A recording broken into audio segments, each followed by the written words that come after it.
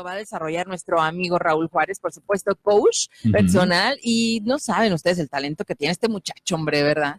A ver, Raúl, ¿qué onda? A ver, cuéntanos, porque ya queremos saber, algunos que a lo mejor ya estamos detrás de un micrófono, existen todavía nervios. A mí me gustan esos nervios, pero hay gente que se paraliza y no hace nada con eso. Dice por ahí que tengas nervios es normal o que tengas miedo, que se te note es mortal. Ok. Ahí es diferente, hay que aprender a controlarlo, ¿no? Oigan, y es que hablar en público no es nada más para políticos, no es nada más para maestros de ceremonia, no es nada más para conferencistas. En la actualidad, aquella persona que sepa o que domine el arte de hablar en público va a tener mayores oportunidades. Una vez Jim Rohn dijo, aquel que tiene el tesoro de la comunicación puede tener el tesoro completo de la vida. Cualquier cosa puede tener con el don de la comunicación. Sí. Entonces, esta es una habilidad que yo de verdad invito a todos los profesionistas, a todas las personas que bueno, pues en realidad a la gente en general, a que desarrolle esta habilidad. Porque una cosa es que sepas, que tengas el conocimiento y otra cosa es que lo sepas transmitir, que sepas influir, que sepas convencer o que sepas motivar. Se necesitan desarrollar esas habilidades, pero bueno, decíamos hace un momento que uno de los mayores miedos del ser humano es de hablar en público. Y eso es lo que nosotros tenemos que hacer, superarlo para poder desarrollar esta habilidad. Oye, pero empecemos preguntándonos qué es hablar en público realmente, porque como tú lo acabas de decir, mucha gente creemos que es el estar como conferencista, como conductor, o sea, delante de 1000 personas, o en el micrófono a lo mejor como estamos nosotros, pero no precisamente, ¿verdad? O sea, hablar en público es ya 1, 2, 3 personas. Así es, ya tener una retroalimentación, un feedback, una comunicación ya bidireccional, ya eso es hablar en público. Entonces, muchas personas lo que pasa es que se cohíben o de alguna manera el nervio los domina cuando están en presencia de una mayor cantidad de personas. ¿Y esto por qué es? Porque se vuelven el foco de atención y empezamos nosotros a pensar si lo estoy haciendo bien, si lo estoy haciendo mal, qué estarán de mí. Me estoy enfocando en otras cosas que a lo mejor no son las reales, me bloquean en algún momento dado o no permiten que yo me venda o desarrolle todo lo que yo quiero compartir. Entonces, hablar en público ya es 2 o 3 personas, ¿no? Cuando nosotros empezamos a desarrollar esta habilidad con un público ya de 8, de 10, de 15, de 20 personas, empezamos a adquirir mayor seguridad. Y empezamos a sentir esa adrenalina que nos hace sentirnos ya con una mayor habilidad, con una mayor fortaleza y que nos ayuda y nos da seguridad para vendernos bien. A ver, Raúl, pero ¿qué le podemos recomendar a esa gente que ahorita apenas está encendiendo la radio a lo mejor y dice, bueno, yo tengo pánico, o sea, terrible? Y mucha la gente me dice, no, pero ¿por qué tienes pánico? Ánimo, te queremos, te apoyamos, todo. Pues sí, tú eres tú, pero yo soy yo. ¿Cómo comenzar? ¿Cómo iniciar a empezar a hablar al público y no tener ese pánico? Mira, ¿cómo comenzar? Primero necesitamos saber cuáles son nuestras fortalezas y cuáles son nuestras debilidades. Todos, cada uno de nosotros tenemos fortalezas y tenemos debilidades. A lo mejor mi fortaleza es que no me dé miedo, sí, pero una de mis debilidades es que pues no puedo, no sé desarrollar un tema. Así que no sé cómo dar la introducción, desarrollo, conclusión. Entonces, ¿cuáles son mis fortalezas? ¿Cuáles son mis debilidades? Y empezar a desarrollar o trabajar esas partes que a lo mejor se me dificultan un poco más. Sí, pero que es importante desarrollarlas. Muchas veces, y el principal tema aquí de hablar en público, pues es el miedo, ¿no? Y el miedo, ¿cómo lo superamos? Bueno, el miedo se supera de la siguiente forma. Primero, hay que tener conocimiento del tema de lo que vamos a hablar, porque eso nos da mucha seguridad. ¿Sí? Si yo no sé de lo que voy a hablar, pues obviamente voy a tener miedo. Puede haber gente que sepa más que yo. Puede haber gente que a lo mejor no le pueda solucionar o no le pueda dar respuestas de alguna duda que tenga, ¿no? Entonces, el conocimiento. Ahora, otra cosa que nos ayuda mucho a superar este miedo de hablar en público es la visualización y los comentarios que yo tenga hacia sí mismo del tema que yo voy a impartir o de la plática que yo voy a dar. ¿Sí? Muchas personas tienen miedo, pero lo llamamos miedo irracional. Todo el mundo, todos los conferencistas, o al menos te lo digo yo por experiencia y con otras personas que he hablado y que he visto y que tienen muchísima más experiencia que yo, siempre tenemos miedo al empezar una plática. Siempre hay miedo, pero aprendemos a controlarlo más rápido. ¿Y por qué tenemos ese miedo? Porque es miedo a lo desconocido. No sabes con la gente que vas a estar, no sabes las preguntas que te van a hacer. ¿Cómo va a reaccionar? Exactamente, no sabes. Entonces, ese miedo es normal, pero otra de las partes como tú puedes superar este miedo, aparte del conocimiento, la visualización positiva y los soliloquios positivos, es que practiques.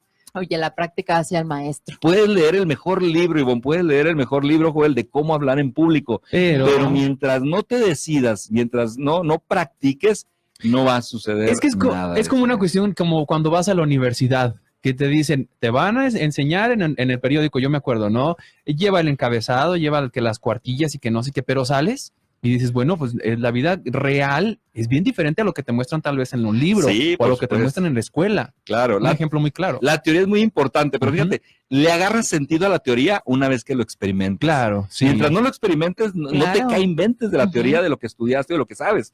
¿Sí? Entonces, por eso es importante practicar. Yo les recomiendo de verdad a todas las personas, cuando tengas una oportunidad de hablar en público, que un amigo en el trabajo cumple años y alguien pide unas palabras, no seas de los que se esconden. Es increíble cómo te da confianza, cómo incrementa tu autoestima cuando te animas a hacerlo, por el simple hecho de hacerlo. Ahora, muchas personas a lo mejor lo hicieron en la primaria, lo hicieron en la secundaria, cuando estaban estudiantes que quisieron hablar en público y tal vez se rieron de ellos. Y por eso de alguna manera la gente se protege, de alguna manera cruza los brazos y dice, no quiero porque voy a tener la misma experiencia negativa.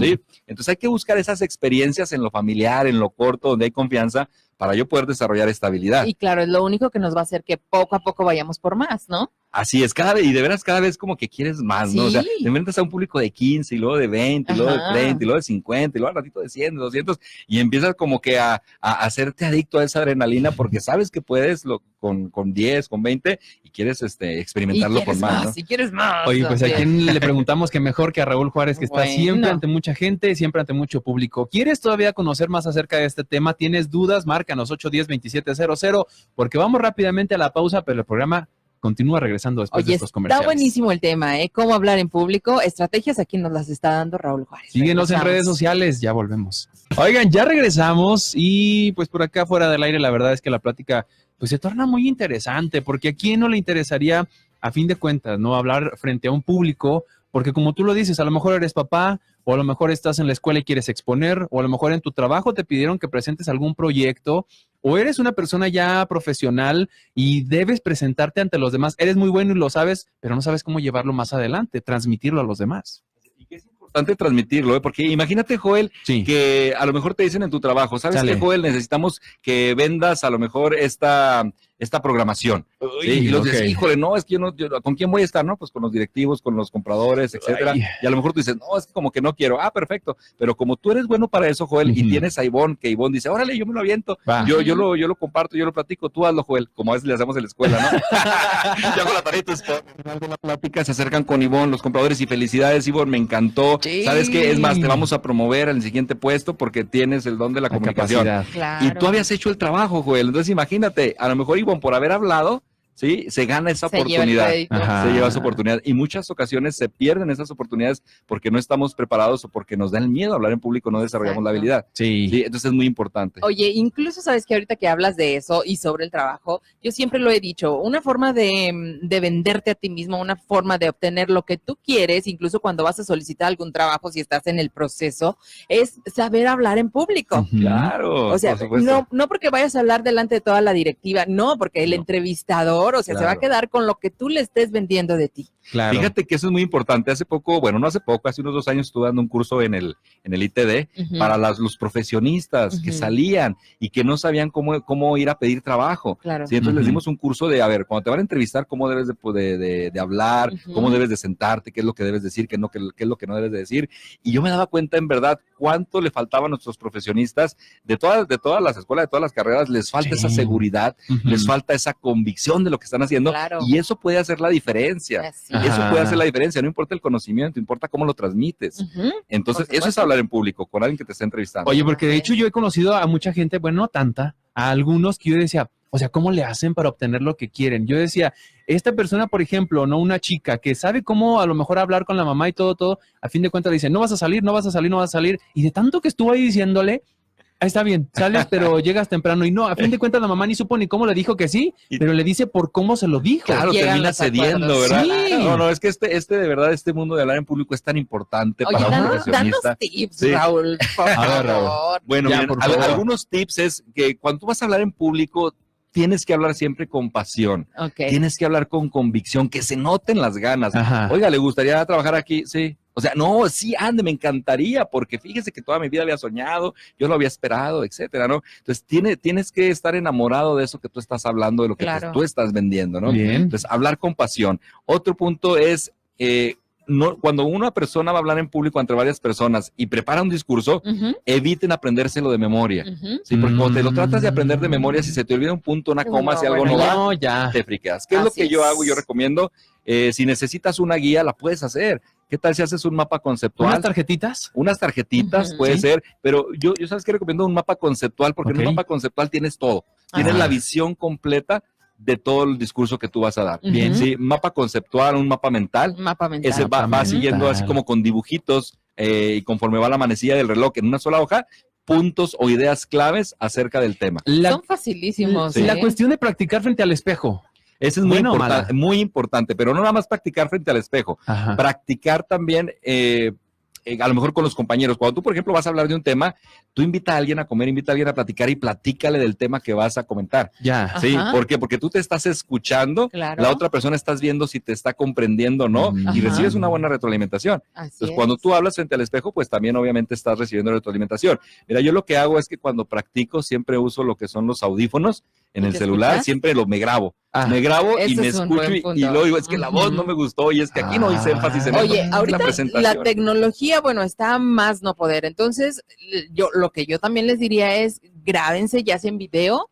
En video puede ser buenísimo si es que vas a estar frente al público. Claro. Porque una vez que termines de hacer tu ensayo, te pones a verlo y te das cuenta de cómo te moviste, no te moviste, gesticulaste, no gesticulaste. Es que eso es buenísimo. Bueno, miren, como dices ahorita la tecnología. Ahorita, bueno, yo tengo poco que empecé a hacer transmisiones en vivo en Facebook Live, ¿sí? Y cuando tú estás hablándole a la cámara, tú estás sintiendo realmente como si tu público te estuviera viendo y estás desarrollando la habilidad y ahí queda grabado. Ahí queda grabado. Y luego tú lo ves y entonces dices, híjole, fallé aquí, ¿por qué no dije esto? ¿Por qué no dije aquello? Es una buena retroalimentación y te da muchísima seguridad. Pero a muchos les da miedo y tienen muchas cosas buenas que decir, pero no se atreven. Una buena plática, Raúl. ¿Cuánto debe durar una conferencia, digamos, de ir a platicarles de X producto? ¿Cuánto que no se aburran y cuánto que les interese? Sí, mira, normalmente se recomienda que las pláticas no sean de mayor a 45 minutos, una hora, normalmente, pero dependiendo del contexto. Por ejemplo, hablábamos hace ratito de TED. En TED, donde van los conferencistas invitados, no hablan más de 17, 18 minutos. En ese tiempo tienen que impactar. Nosotros en las prácticas que hacemos en Toastmaster, que ahorita les damos más información, tenemos conferencias de 4 a 12 o a 13 o de 12 a 15 minutos. Tenemos que impactar y tenemos que lograr una introducción, un desarrollo y una conclusión de tal manera que transmitas completamente tu mensaje. Y que conectes, ¿no? Completamente con la gente. Claro, por supuesto. Por eso es algo importante que decíamos, no te grabes los discursos de memoria. ¿Por qué? Porque eso hace que no te conectes, eso te separa de la audiencia. Entonces, cuando tú hablas de memoria, lo único que estás haciendo es queriéndote acordar de lo que tienes escrito y no de conectar con la gente, ¿no? ¿Qué hacer cuando una persona quiere estar nada más viendo y pensando y sintiendo lo mismo, pero no se expresa bien con sus manos, no se expresa bien con su cara? O sea, está platicando a lo mejor de la salud y está pensando en otra cosa y no lo manifiesta bien. Ándale. ¿Qué onda? ¿Cómo concordar tanto lo que dices como lo que haces y lo que expresas? Bien fácil. Si quieres conectar, mira, yo te puedo decir, es que mueve las manos así, ya las manos así, y que tu postura y todo. Pero cuando tú estás bien convencido de lo que estás diciendo, el cuerpo se conecta con tu corazón y los movimientos salen solos. Mira, esto que yo estoy haciendo yo no estoy pensando, pero te lo estoy diciendo. O sea, esa es la mejor estrategia. Conéctate realmente con lo que estás diciendo. Tienes que estar bien convencido, tienes que estudiar bien el tema, tienes que saber bien de lo que estás hablando. ¿Sí? Y obviamente, bueno, se vale un poquito exagerar. Es mejor pecar de exageración a que te falte. No digas bonito, di precioso, hermoso, increíble. Recordemos que la respiración, una buena respiración, una respiración que se da desde el diafragma y no desde los pulmones, va a conducir y va a dar fuerza a mi voz. Y para eso hay ejercicio, ¿no? Hay que aprender a respirar. Cuando yo estoy respirando, si yo sé que estoy respirando de una forma correcta desde el diafragma, es cuando yo inflo un poquito el abdomen o el estómago, porque hasta allá entra el aire y lo vuelvo a expirar, ¿no? Lo vuelvo a sacar. Entonces yo hago estas respiraciones cuando voy manejando, cuando estoy en mi trabajo, cuando estoy tranquilo. Se recomiendan algunos deportes, por ejemplo, correr, la natación, para que aprendas a respirar y que tu voz tenga esa fuerza y esa potencia. El tono de voz, muchas veces o personas hablan muy así como si fuera muy agudo. Muy agudo. O hay personas que hablan así. Entonces, el tono de voz, ¿cómo mediarlo? Fíjate que el tono de voz es algo muy personal, porque el tono, el timbrado que tiene la persona es una característica, ¿no? Pero sí puedes esforzarte un poquito o puedes tratar de mejorar la voz. Todo mundo podemos imitar voces, ¿eh? Todo mundo. Entonces, no sé si te has fijado, pero hay personas cuando dan un curso, una conferencia, se les escucha la voz de una manera y cuando están hablando acá de otra manera, es de otra. Claro. Sí. Entonces es bueno recibir retroalimentación. Oye, ¿cómo te pareció mi voz? ¿Está muy aguda porque molesta? ¿Está muy gruesa porque distorsiona? ¿Sí? Entonces tengo que buscar un punto medio. Oye, y jugar a lo mejor con las diferentes tonalidades que podamos tener nosotros, ¿no? Dependiendo de lo que estemos hablando o la impresión que queramos causar en ciertos párrafos de la conferencia o de la venta. Y ahí es donde viene la práctica, Ivonne, porque si voy a hablar de algo triste, no puedo estar hablando siempre muy arriba, exactamente, con mucho ánimo. Tengo que realmente sentir, interpretar, digamos, actuar y hasta bajar el tono de voz, ¿no? Cuando tú bajas el tono de voz y cuando tú lo subes, fíjate, en una conferencia, antes de que tú vayas a empezar, dicen las personas, ¿cómo le hago para impactar? Sí. Porque recordemos que el 40% importancia de un mensaje está al inicio, el 40%, el 20% es el desarrollo y 40% el cómo cierras. Así es. Entonces, 40, 20, 40. Entonces, yo quiero empezar bien. Quiero empezar contundentemente fuerte. Empiezas con un silencio. Y la gente te voltea a ver y que se le olvidó, empieza a especular. ¿Qué pasó? ¿Qué? Guarda silencio, voltea a la gente y yo recomiendo, empieza tu intervención con una historia, una pequeña historia relacionada a lo que tú vas a decir. Empiezas con esa historia porque a todo el mundo nos encantan las películas, las novelas, etcétera. Érase una vez. Conectamos realmente con la gente y luego empezamos a desarrollar el discurso. La gente que le gusta iniciar con una frase o con una pregunta. Claro, también es válido. Es una pregunta retórica. Puedes empezar con una frase, puedes empezar con una historia o puedes agarrar algo referente, ¿no? Y decir, me acabo de enterar ahorita en la mañana, traes un periódico en la mano. Sí. De una noticia. De una noticia que realmente me impactó. Es increíble lo que está pasando, por ejemplo, aquí en Durango. Y empiezas a darle relevancia. Claro que está de acuerdo con el tema. Oye, y captas la atención de la gente, entonces durante todo el transcurso de tu plática te va a poner atención para que al final ¡zas! Es que el inicio es muy importante. Así es muy importante. Y otra cosa es, aprende a ser tú mismo. Sí, aprende a ser tú mismo, porque a veces que queremos hacer las cosas demasiado bien, demasiado perfectas. O copiarle a alguien más. Exactamente. Y eso pasa cuando te quieres aprender de memoria todo. Y a veces ves muchos estilos, ves muchos conferencistas o ves mucha gente que lo hace muy bien y quiere ser como él, pero cada quien tiene su estilo, tienes que encontrarlo. ¿Y cómo lo encuentras? Con la práctica, con la práctica. Antes de que te nos vayas, ¿cómo hacerle en dado caso de que se me olvide y que no se note? Es decir, estoy platicando y estoy diciendo el nombre de Ivonne y se me olvidó el apellido. ¿Qué hago? Dices Ivonne la chula. Se vale equivocarse. O sea, a veces nos equivocamos todos y no lo recordamos y no lo decimos ni pedimos disculpas. Sí, tal vez al último ya le puedo decir a Ivonne, ¿sabes qué, Ivonne? Híjole, te dije otro apellido, discúlpame, pero pues no lo quise hacer evidente acá, ¿verdad? Entonces, cuando empiezas una plática tampoco se vale que digas, híjole, no venía preparado, discúlpeme, pues voy a ver qué puedo hacer. No digas eso. No digas eso tampoco, ¿no? Y para que tú puedas a lo mejor improvisar, de repente que te quedas en blanco, puedes dar unos pasos, puedes tomar agua, ten siempre por ahí un vasito de agua, y en lo que haces una pausa y dicen, pues está tomando agua, está cansado, te estás acordando. Y tú acá con el hámster. Con grandes conferencistas que tienen a lo mejor en cada hoja de máquina, tienen como 10 hojas de máquinas en todo el escenario, pero como no se ve desde el público, ellos sí lo ven acá. Ahora ya en la actualidad te ponen la televisión, te ponen los monitores y tú te vas guiando, pero lo van viendo. Es más, hay inclusive conferencistas que lo tienen aquí en los dedos, tienen anotadas las palabras claves.